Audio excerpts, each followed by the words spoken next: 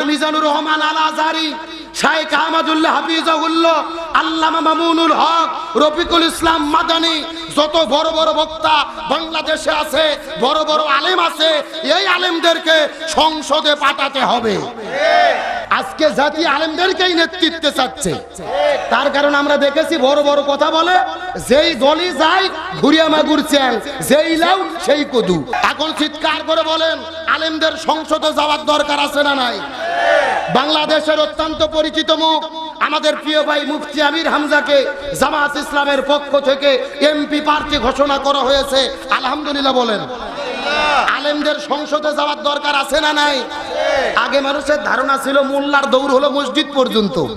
মোল্লার দৌড় কি মানে আমাদের খাইয়ে দিয়ে কাম নাই, বেশি করে খাবো, কোনো মতো ঠেলে ঠুলে মসজিদে যে নামাজ পড়বো, মাদ্রাসার যে বুখারী পড়াবো, আর কোনো দায়িত্ব নাই। কিন্তু আল্লামা সাঈদী প্রমাণ করেছে না, মোল্লার দৌড় শুধু মসজিদ পর্যন্ত না, মোল্লার দৌড় হলো সংসদ পর্যন্ত।